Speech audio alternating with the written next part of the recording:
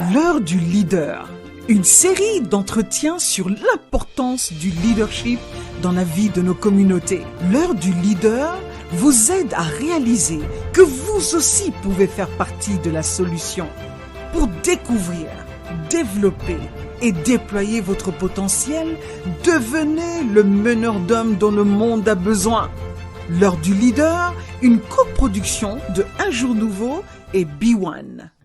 Lorsqu'une équipe, que ce soit en athlétisme, que ce soit dans des jeux de société, ne parvient pas à atteindre les objectifs escomptés, lorsqu'un groupe de personnes qui s'est mis ensemble avec un but et une mission ne parvint pas à réaliser la raison pour laquelle ils se sont associés, eh bien, il n'est pas toujours question de changer les membres de l'équipe ou du groupe, mais quelquefois il faut simplement voir qui est à la tête et changer de leader.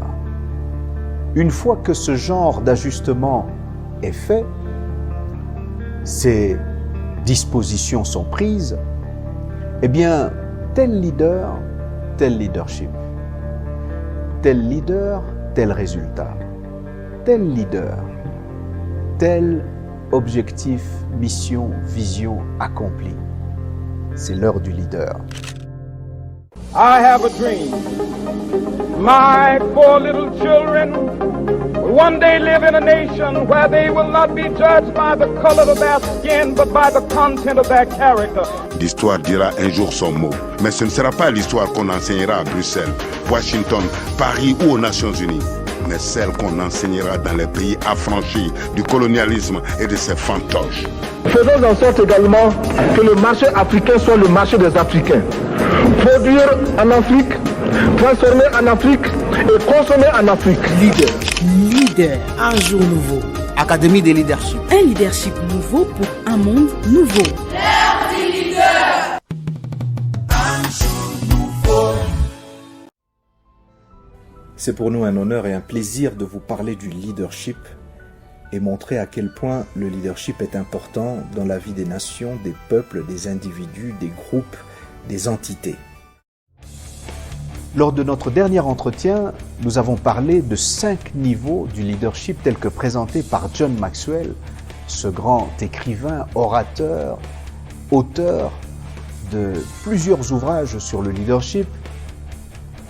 Et aujourd'hui, nous allons voir le niveau 2 dont il a parlé lorsqu'il a parlé des 5 niveaux de leadership. Le premier, pour ceux qui s'en rappellent, était le niveau de la position dont nous avions parlé et qu'il a défini et qu'il a appelé comme le niveau le plus bas où les gens vous suivent parce qu'il le faut.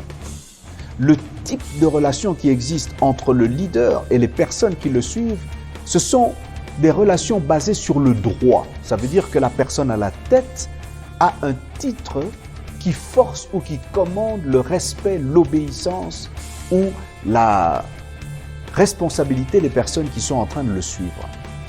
Le niveau 2 dont nous allons parler aujourd'hui, c'est le niveau de la permission. Et je vais en donner les détails et les contours dans quelques instants. Le niveau 3, c'est le niveau de la production. Le niveau 4, c'est celui du perfectionnement ou du développement des gens. Et enfin, le niveau le plus élevé dont John Maxwell nous parle, c'est le niveau de la personne ou du pinacle. Parlons de la permission. Le niveau de la permission fait en sorte qu'un leader est suivi, écouté, respecté et que ses instructions sont comme des orientations qui sont mises en application. Et les gens qui le suivent pas simplement parce qu'il le faut, mais les gens qui suivent ce type de leader de niveau 2 le suivent parce qu'ils le veulent. En d'autres termes, il y a un consentement des suiveurs face au leader. Ils ont observé ce leader, ils ont écouté sa vision, ils ont compris sa perspective, sa pensée, sa personne, et ils ont estimé que c'est quelqu'un qui vaut la peine d'être suivi. Alors voici quelques caractéristiques du niveau 2 du leadership, de la permission. Dans le niveau 2, Le leader a établi une relation de confiance avec les personnes qu'il est en train de conduire. Ça veut dire que les gens qu'il conduit l'aiment. Et en retour, lui-même aime ces personnes. Donc il y a une relation de confiance qui est établie. Ce sont des relations durables et solides qui ne sont pas nécessairement basées sur les résultats escomptés ou les réalisations à atteindre. C'est également un leadership qui est caractérisé par le remplacement de l'échelle hiérarchique par des relations côte à côte. Ça veut dire que nous passons du moi, le leader, moi, le chef, moi, le directeur, moi, le responsable, à une relation de nous. Du moi au nous. Le leader, dans ce cas, ne dira pas à ses troupes, par exemple, « Allez-y !» mais il dira plutôt à ses troupes, « Allons-y !» Le fil conducteur, c'est le respect, c'est la valorisation.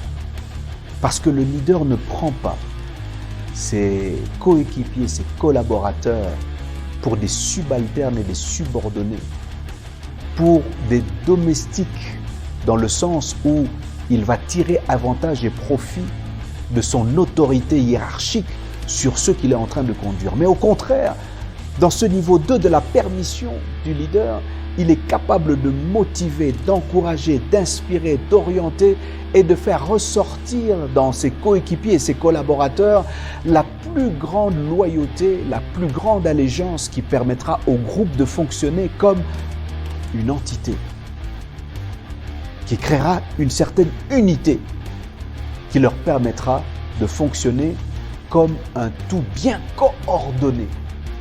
Alors, si vous êtes à ce niveau de leadership, et vous savez que vous avez été choisi, vous avez été désigné par votre groupe à le conduire, c'est ce qui m'est arrivé plusieurs fois lorsque je grandissais, ou à plusieurs opportunités, occasions, j'avais été choisi par mes collègues de classe pour être le chef de classe.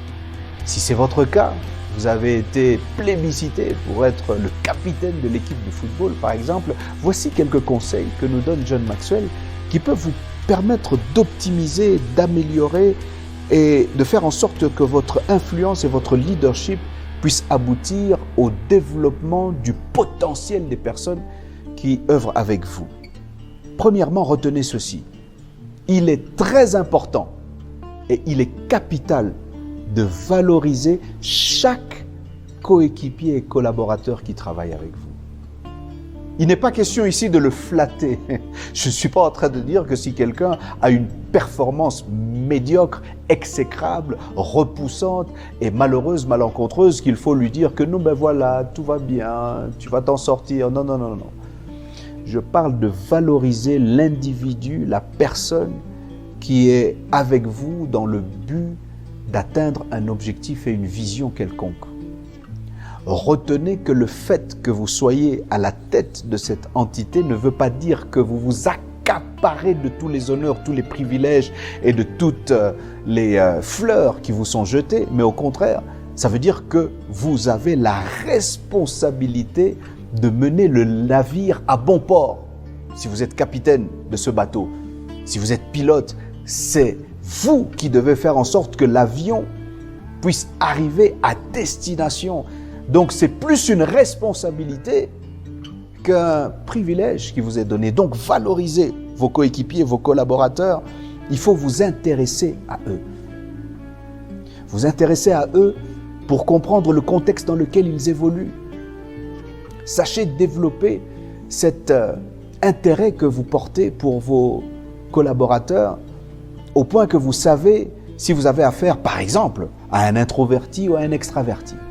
Vous savez si vous avez affaire à quelqu'un qui est plutôt expressif ou quelqu'un qui est plutôt calme. Sachez comprendre ces personnes pour mieux travailler avec eux.